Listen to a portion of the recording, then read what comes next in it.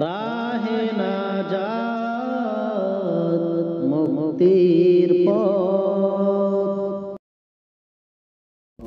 আসসালামু আলাইকুম ওয়া রাহমাতুল্লাহি ওয়া বারাকাতুহু। সম্মানিত উপস্থিতি, কেমন আছেন সবাই? আশা করি আল্লাহ তাআলার অশেষ রহমতে সকলে সুস্থ আছেন এবং ভালো আছেন। সম্মানিত উপস্থিতি, আজকের ভিডিও থেকে আমরা এমন একটি আমল শিখব যেই আমলটি করে আপনি আল্লাহ তাআলার কাছে যে জিনিসটাই চাইবেন ইনশাআল্লাহ আল্লাহ তাআলা আপনাকে সেটা দান করবেন।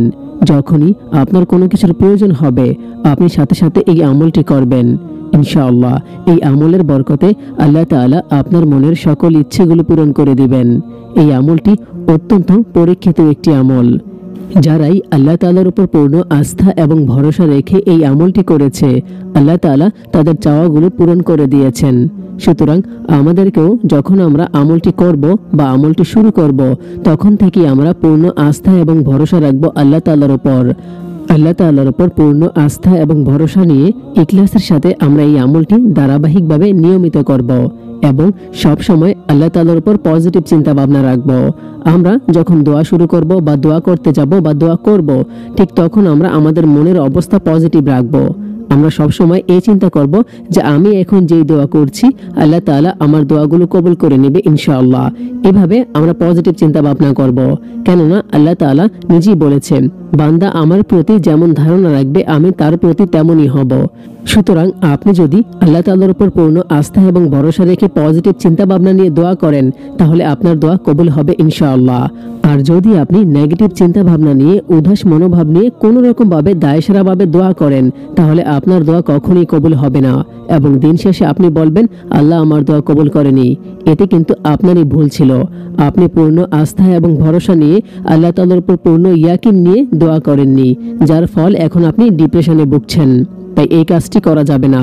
আল্লাহ তাআলার উপর পূর্ণ আস্থা রাখতে হবে, সেটাও কয়েকভাবে। যেমন আপনি আল্লাহ তাআলার কাছে কোনো কিছু চেয়েছেন তখন আপনার মনের অবস্থা এটা রাখতে হবে যে আমার জন্য আমার চাওয়াটা যদি উপযুক্ত হয় তাহলে আল্লাহ তাআলা অবশ্যই আমাকে সেটা সাথে সাথেই দিয়ে দেবে। আর যদি উপযুক্ত না হয় তাহলে আল্লাহ তাআলা আমাকে সেটা দিবে না। যখন আমার জন্য উপযুক্ত হবে আমার প্রিয় আল্লাহ তাআলা তখনই সেটা আমাকে দিবে, অথবা এর থেকেও উত্তম কিছু আল্লাহ তাআলা আমাকে দিবে। বিশ্বাস করেন, এই চিন্তা ভাবনা নিয়ে যদি আপনি আল্লাহ তাআলার কাছে দোয়া করেন আপনার দোয়া অবশ্যই কবুল হবে এবং আপনি তাৎক্ষণিকভাবে সেই জিনিসটা না পেলেও যখন আপনার জন্য উপযুক্ত হবে তখনই পেয়ে যাবেন। ততদিন পর্যন্ত আমল করে যেতে হবে। আর যদি সেই জিনিসটা নাও পান এর থেকেও উত্তম কিছু আল্লাহ তাআলা আপনাকে দিবে। কেন দেবে? কারণ আপনি যে জিনিসটা চেয়েছিলেন সেটার ভিতরে ক্ষতিও থাকতে পারে, তাই আল্লাহ তাআলা আপনাকে সেটা না দিয়ে এর থেকেও উত্তম কিছু দেবে। তাই ধৈর্য ধারণ করতে হবে, এভাবে ইয়াকিন এবং বিশ্বাস নিয়ে দোয়া করতে হবে। এতে করে শয়তান আপনার মাঝে প্রভাব ফেলতে পারবে না। আমাদের মাঝে অনেক ভাই বোন আছেন যারা দুই একদিন আমল করে আমল করা ছেড়ে দেয় আর বলে আমি অনেক দোয়া করেছি, আমার দোয়া মনে হয় আল্লাহ তাআলা কবুল করবে না। এই বলে সে আমল করা দোয়া করা ছেড়ে দেয়, আর এটাকে বলা হয় তাড়াহুড়ো।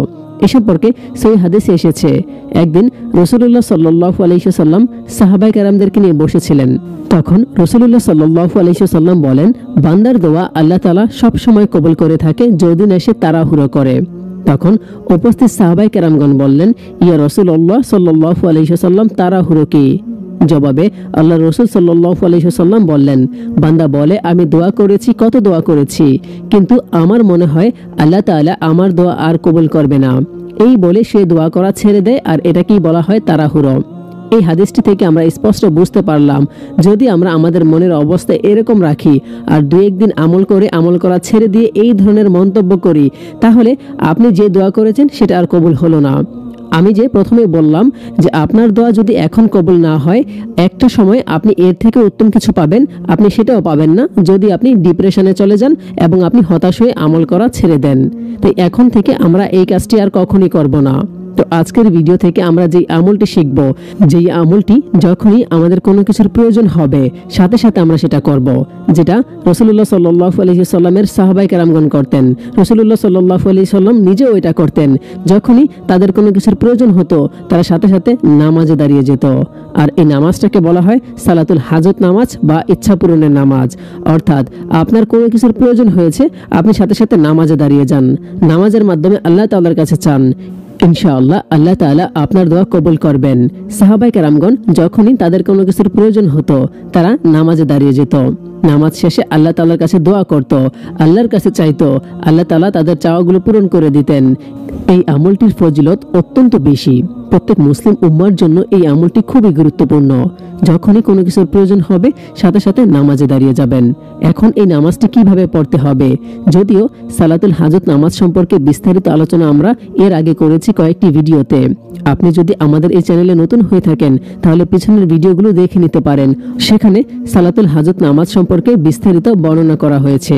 সালাতুল হাজত ওই নামাজকে বলা হয় যে নামাজ কোনো হালাল চাহিদা পূরণের জন্য আল্লাহ তাআলার সন্তুষ্টি অর্জনের উদ্দেশ্যে 2 রাকাত নফল নামাজ পড়াকে সালাতুল হাজত নামাজ বলা হয়, অর্থাৎ ইচ্ছা পূরণের নামাজ, যেটাকে আমরা ইচ্ছা পূরণের নামাজ হিসেবে জানি। অর্থাৎ আমার কোনো কিছু চাওয়ার প্রয়োজন হয়েছে, আমার কোনো ইচ্ছা জাগছে যে এটা আমি আল্লাহর কাছে চাইবো, সেটা আমরা নামাজের মাধ্যমে চাইবো, আর এই নামাজকে বলা হয় সালাতুল হাজত নামাজ। এই নামাজটি আমাদের প্রত্যেকেরই পড়া উচিত। আমাদের জীবনে যাদেরই কোনো কিছুর প্রয়োজন হবে আমরা এই নামাজটি পড়ব, 2 রাকাত নফল নামাজ পড়ে তারপর আমরা আল্লাহ তাআলার কাছে দোয়া করব। ইনশাআল্লাহ আল্লাহ তাআলা এই দোয়ার বরকতে, এই আমলের বরকতে আমাদের দোয়াগুলো কবুল করে নেবেন। তবে অবশ্যই যখন আমরা দোয়া করব, দোয়া করার আগে একবার দরুদ শরীফ পড়ব এবং দোয়া করার পরে একবার দরুদ শরীফ পড়ব। কেননা রাসূলুল্লাহ সাল্লাল্লাহু আলাইহি ওয়াসাল্লামের উপর দরুদ পাঠ করলে আল্লাহ তাআলা সব সময় সাথে সাথে সেটা কবুল করে নেয়। এখানে চমৎকার একটি বিষয় লুকিয়ে রয়েছে, সেটা হচ্ছে ধরেন আপনি দোয়া করার আগে একবার দরুদ শরীফ পড়েছেন, আল্লাহ তাআলা সেটা কবুল করে নিয়েছে। এরপর আপনি কি করলেন, দোয়া করলেন মাঝখানে, দোয়া করার শেষে আপনি কি করলেন, আবারও দরুদ শরীফ পড়লেন, আল্লাহ তাআলা সেটাও কবুল করে নিল। এই যে আপনি আগে একবার দরুদ শরীফ পড়লেন এবং পরে একবার দরুদ শরীফ পড়লেন, দুইবারই কিন্তু কবুল হয়ে গেল। এর মাঝখানে আপনি যে দোয়াগুলো করেছেন আল্লাহ তাআলা ওই যে দরুদ শরীফ কবুল করেছে, এটা কবুল করার সাথে সাথে আপনার দোয়াগুলো কবুল করে নিল। সুবহানাল্লাহ, কি চমৎকার একটি বিষয়, তাই না? তাই অবশ্যই আমরা দোয়া করার আগে একবার দরুদ শরীফ পড়ব এবং দোয়া করার পরে একবার দরুদ শরীফ পড়ব। সেই হাদিসে এসেছে যে দোয়ার আগে এবং পরে দরুদ শরীফ পড়া হয় না সেই দোয়া আসমানে ওঠে না। তাই এই আমলটি আমরা মিস করব না, এটা আমরা অবশ্যই প্রত্যেকেই করব। দোয়া করার আগে একবার দরুদ শরীফ পড়ব এবং দোয়া করার পরে একবার দরুদ শরীফ পড়ব। এছাড়াও যখন আমরা দোয়া করব, দোয়া করার শুরুতে আমরা আল্লাহ তাআলার প্রশংসা করব। আল্লাহ তাআলার প্রশংসনীয় নাম ধরে, আল্লাহ তাআলার প্রশংসনীয় যেই আয়াতগুলো রয়েছে সেই আয়াতগুলো পাঠ করে আল্লাহ তাআলার প্রশংসা করব। এরপর আমরা দোয়া শুরু করব, নিজের জন্য নিজের চাওয়াগুলো চাইব। এতে করে আপনার দোয়া কবুল হওয়ার সম্ভাবনা অনেকাংশে বেড়ে যাবে। এখানেও চমৎকার একটি বিষয় লুকিয়ে রয়েছে, যেমন আপনি প্রথমে কি করলেন, আল্লাহ তাআলার প্রশংসা করলেন। আল্লাহ তাআলার প্রশংসা করলে আল্লাহ তাআলা খুশি হয়। দুনিয়াতে আপনি যদি কোনো মানুষের প্রশংসা করেন, এরপর যদি আপনি তার কাছে কোনো কিছু চান, দেখবেন আপনার চাওয়ার পরিমাণটা যদি বেশিও হয় সে সেটা দিয়ে দেয় বা দেওয়ার চেষ্টা করে। তো আপনি যদি দোয়া করার শুরুতে আল্লাহ তাআলার প্রশংসা করেন, এতে আল্লাহ তাআলা খুশি হবে। এরপর আপনি যদি আল্লাহর কাছে কোনো কিছু চান, আল্লাহ তাআলাকে আপনাকে সেটা না দিয়ে থাকতে পারবেন? কখনোই না। অবশ্যই আপনাকে সেটা দান করবে। যদি আপনার চাওয়াটা হালাল হয় এবং বৈধ হয় এবং আপনার জন্য উপযুক্ত হয়, তাহলে আপনি সেটা সাথে সাথেই পাবেন। আজকে এই পর্যন্তই। সকলে ভালো থাকুন এবং সুস্থ থাকুন। এবং সালাতুল হাজত অর্থাৎ ইচ্ছা পূরণের নামাজ সম্পর্কে যে ভিডিওটি আমাদের চ্যানেলে দেওয়া আছে, আপনারা সেখান থেকে সেটা দেখে নেবেন। সকলে ভালো থাকুন। আসসালামু আলাইকুম ওয়া মা তাওফিক ইল্লা বিল্লাহ।